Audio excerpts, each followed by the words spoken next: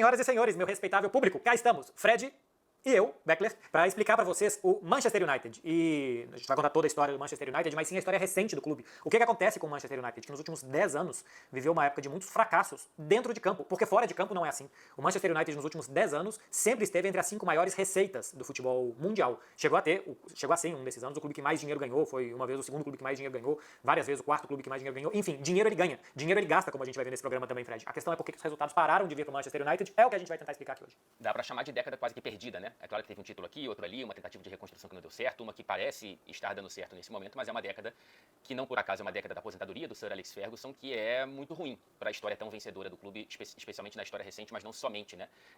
E é incrível que com toda essa riqueza em termos de receitas que a gente vai detalhar aqui no programa, o Manchester United tenha também uma das maiores dívidas do futebol inglês, e isso não é por acaso. É incrível, mas não é por acaso. Bora pro programa. Eu falo que não é por acaso, Marcelo, é porque as raízes dos principais problemas do Manchester United estão resumidas em um sobrenome, Glazer.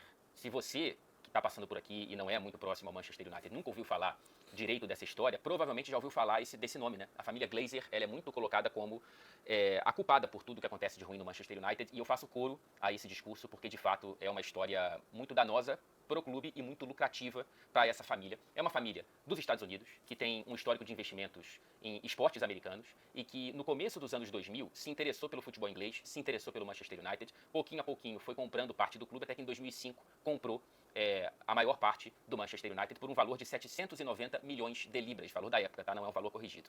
O detalhe dessa compra, Marcelo Beckler e amigos, é que grande parte desse valor não foi do bolso da família, foi do bolso do próprio Manchester United, o que eu acho um negócio inacreditável que seja legal, no sentido de juridicamente permitido. Dos 790 milhões, 270 milhões vieram da família, 520 milhões do clube.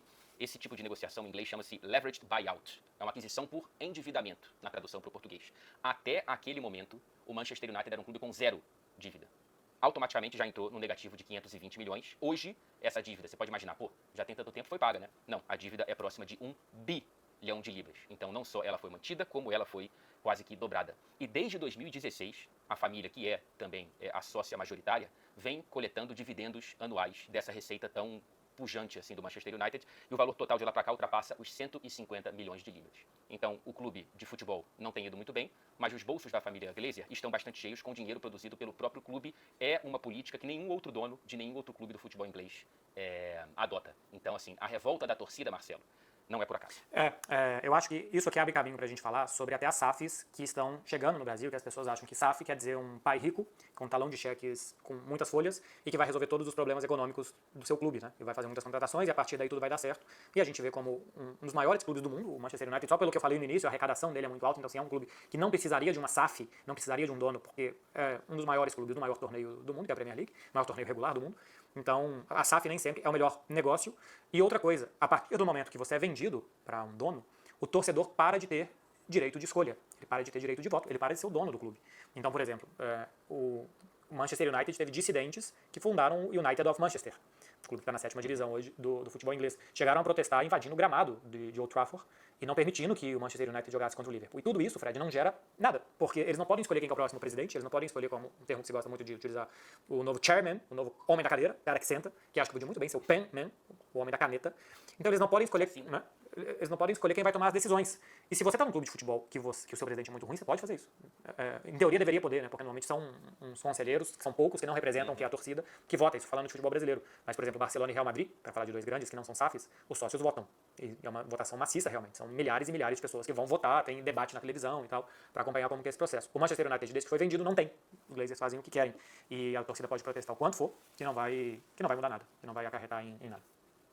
E eles decidem o presente e também o futuro do clube. Nesse momento, no momento da nossa gravação, a torcida do Manchester United está aflita já tem quase 6 meses, porque foi 6 meses atrás quando os Glazers abriram um processo de tentar entender no mercado quem poderia fazer uma proposta de compra parcial ou total do Manchester United. Então, quando sai essa notícia, essa torcida muito crítica, a família Glazer, que protesta cada jogo em Old Trafford, eu vou muito a Old Trafford, eu vejo esses protestos, nem sempre invadindo o campo, mas sempre nas arquibancadas com faixas e cantos, essa torcida ficou animada, né?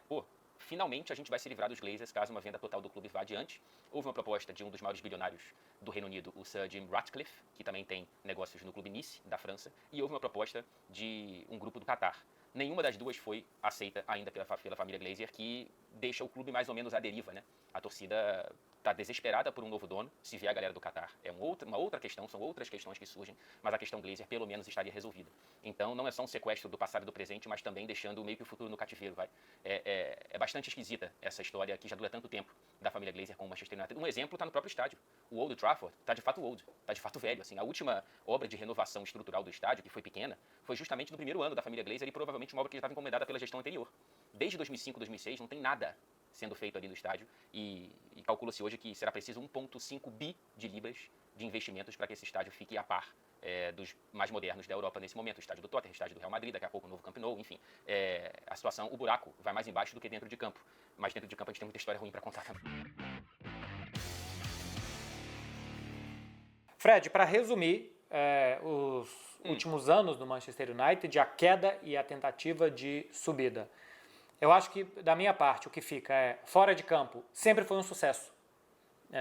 Porque se a gente pegar a arrecadação do clube, sempre esteve entre as maiores do planeta. O Manchester United nunca perdeu dinheiro, ele nunca perdeu poder de atração, nunca perdeu patrocinadores, nunca, apesar de ter ficado de fora da Champions, perdeu o dinheiro da Champions e isso fez falta. E também nunca deixou de investir em futebol, porque nos últimos 10 anos, quem mais, entre gastar e vender, quem mais ficou no vermelho foi o Manchester United. Então, ganhou muito dinheiro, gastou muito dinheiro, mas não teve nenhum sucesso dentro de campo nos últimos 10 anos comparado com a década anterior e com as décadas anteriores, Fred. O meu resumo é tudo culpa dos Glazers, Marcelo. Glazer é Vasco? Cara, mas assim, a gente explicou porque tem tanta revolta da torcida do Manchester United a ponto de parar um jogo contra o Liverpool, quer dizer, nem deixar começar, de invadir o campo, de protestar a cada jogo, de um grupo de torcedores ter abandonado o Manchester United na hora da compra por não concordar com tudo aquilo e fundar um outro clube, porque assim, basicamente os Glazers compraram o Manchester United com o dinheiro do Manchester United, endividaram um clube que não tinha dívida, essa dívida só cresceu, eles pegam dividendos anuais e colocam no próprio bolso, algo que não é comum no futebol inglês, pelo menos, e geriram muito mal o futebol, né? Depois da aposentadoria do Sir Alex Ferguson, são diversos treinadores que não deram certo, vários jogadores caros que deram errado, e o último suspiro, enquanto eles decidem se vendem o clube ou não, de maneira total ou parcial, tem dado certo, pelo menos é a faísca que se chama Erik ten Hag. Boa, gostei, viu, Fred? Gostei de falar do Manchester United, de fazer esse paralelo entre o fora de campo, dentro de campo, as SAFs, os donos e as crises políticas. Eu acho que vai ficar legal pro pessoal. Muito obrigado, viu, Fred, por dar a gente essa oportunidade de falar desse clube tão grandioso e icônico para a torcida brasileira, que sabia que qualquer jogo de Champions há 10, 15, 20 anos era duríssimo. Tomara que volte a ser. Tomara que volte a ser. Vamos ver nessa Liga dos Campeões. Ainda não vivi um Old Trafford grande na Liga dos Campeões. Tomara que eu consiga viver nessa edição da maior competição de clubes do mundo. Um prazer, como sempre. Marcelo Beckler. Até o nosso próximo Fred e Beckler Explicam. Por favor, deixa o like, comenta, manda para os Glazers. Faz o diabo. Valeu. O diabo vermelho.